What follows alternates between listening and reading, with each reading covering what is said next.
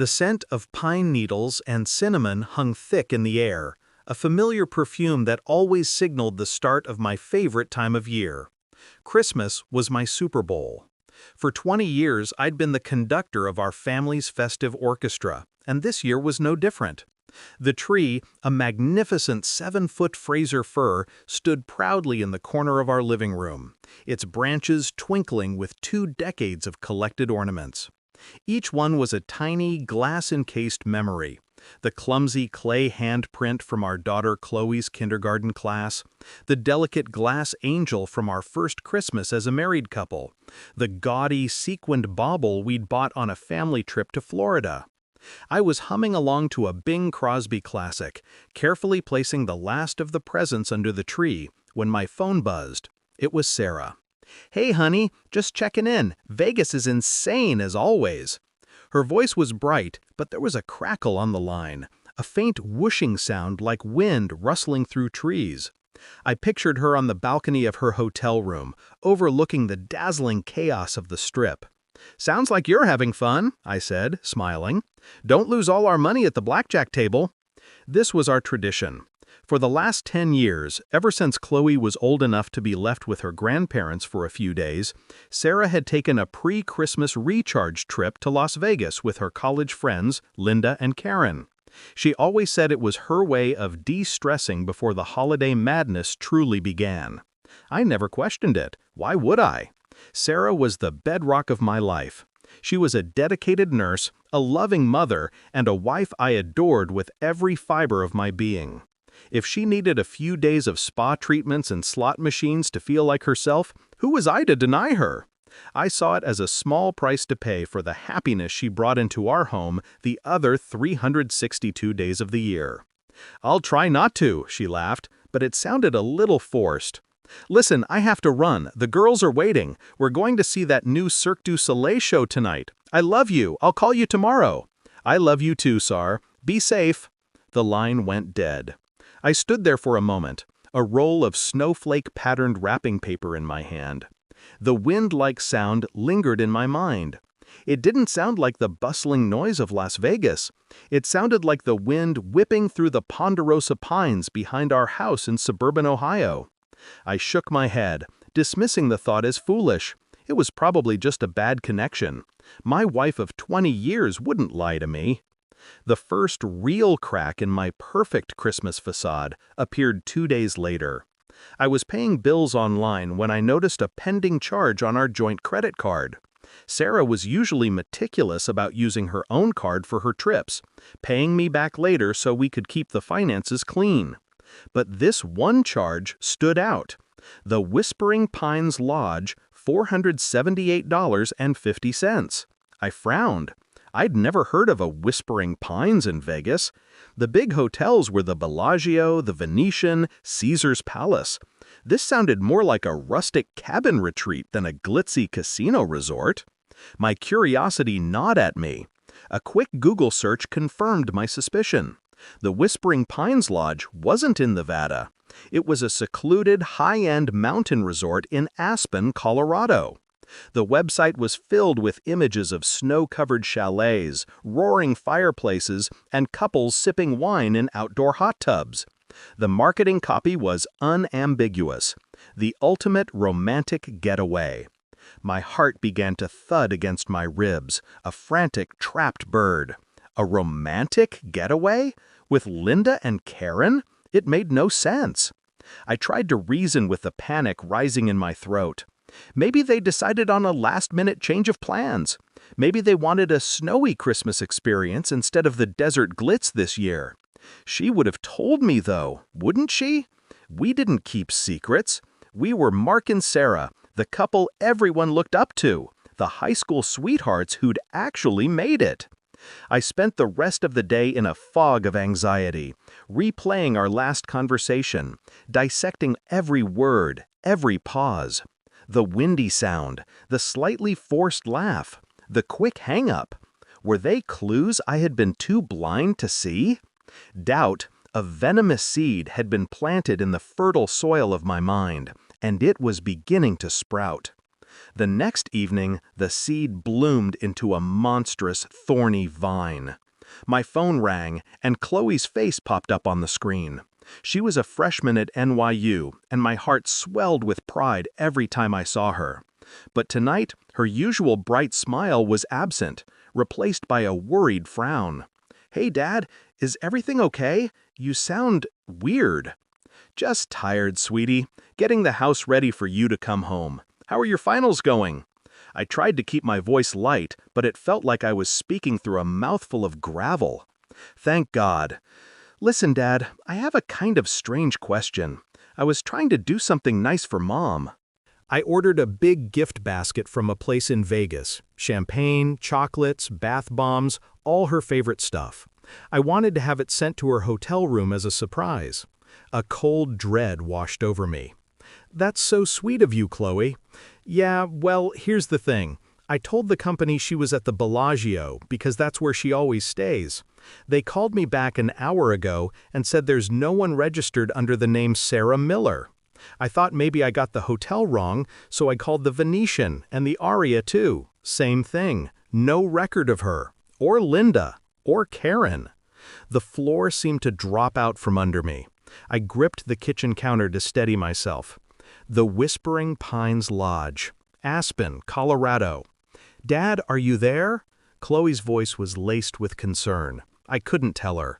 I couldn't shatter her perfect image of our family. Not yet. "It's probably just a mix-up, honey. Maybe she booked it under a different name for privacy. Or maybe they're in a smaller boutique hotel this year." The lies tasted like ash in my mouth. There was a long pause on the other end of the line. When Chloe finally spoke again, her voice was quiet, almost a whisper. "Dad, I did something. I was worried, so I opened the Find My Family app on my phone, just to make sure she was okay." I held my breath. "Dad," she said, her voice trembling, "Mom's phone isn't in Las Vegas. The little blue dot, it's in Colorado, in a little town called Aspen." The world went silent. The Bing Crosby music faded away. The twinkling Christmas lights seemed to mock me. All I could hear was the frantic pounding of my own heart, a drumbeat signaling the end of my world. Chloe's words echoed in the cavernous, empty space that had just opened up inside my chest. Aspen, a romantic getaway. My wife, my Sarah. "Chloe, send me the location," I managed to choke out, my voice a hoarse rasp I didn't recognize. A moment later, a screenshot appeared on my phone, a map with a single blue dot pulsing over a remote wooded area. And beneath it, the label, The Whispering Pines Lodge. After I hung up with Chloe, assuring her I would sort it out, that it was all a misunderstanding, I fell into a chair at the dining room table. I was numb. For an hour, maybe two, I just sat there, staring at the Christmas tree, the monument to my 20-year lie of a life. Each ornament was a stab to the heart. Every happy memory was now tainted, poisoned by this new, horrific reality. Had it all been fake? Our laughter, our quiet moments, our promises? Then, the numbness gave way to a cold, burning rage. I wasn't just a victim, I was a fool. A smiling, oblivious fool who hummed Christmas carols while his wife was in a romantic cabin with someone else. Who was he? The question hammered at my skull. Who could have stolen my life from under my nose? My mind raced back through the years, searching for a face, a name. And then it hit me. David, my former best friend and business partner. We had built a successful marketing firm from the ground up. We were inseparable, like brothers. Sarah and I, David and his then wife, we were a constant foursome. 15 years ago, we'd had a massive falling out, a disagreement over the company's direction that turned bitter and personal. He'd accused me of lacking ambition. I'd accused him of being reckless. The partnership dissolved, and so did our friendship. He and his wife divorced shortly after. He told me he was taking a job offer in Dubai, moving overseas to start fresh. I hadn't seen or heard from him since. Driven by a desperate, sickening hunch, I went up to the attic.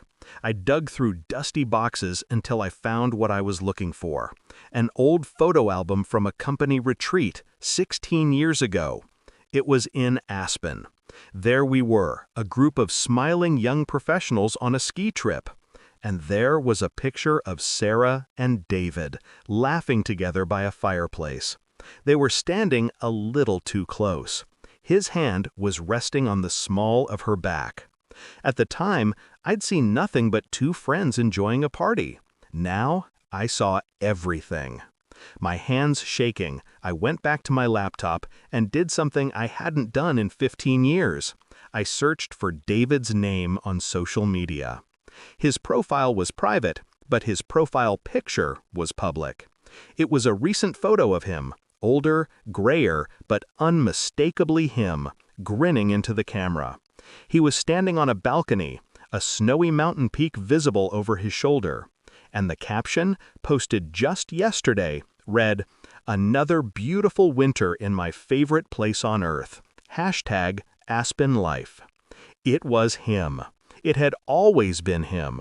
Dubai was a lie. The girls' trips were a lie. 10 years of them, maybe more. My mind reeled. Had it started after he left or before? Was our entire friendship a sham? Was he laughing at me then too?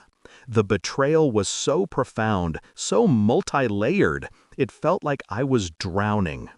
I went into our bedroom, our sanctuary, and it felt like a stranger's house. I opened Sarah's closet and found her travel duffel bag tucked away on the top shelf, the one she always used for her Vegas trips. I unzipped it. Inside, tucked into a side pocket, was a small leather-bound journal. My heart hammered against my ribs. I knew I shouldn't, but I couldn't stop myself. I opened it. Her handwriting filled the pages. It wasn't a diary of her feelings, but a logbook. Dates, flight numbers, hotel receipts. All for Aspen. Year after year. 10 years of receipts from the Whispering Pines Lodge. 10 years of flights to Colorado, not Nevada. 10 years of lies, meticulously documented. That was the moment the man I used to be died. The trusting husband, the happy fool, the conductor of Christmas. He was gone. In his place was a man hollowed out by grief and betrayal, a man with ice in his veins. I didn't cry, I didn't scream, I acted.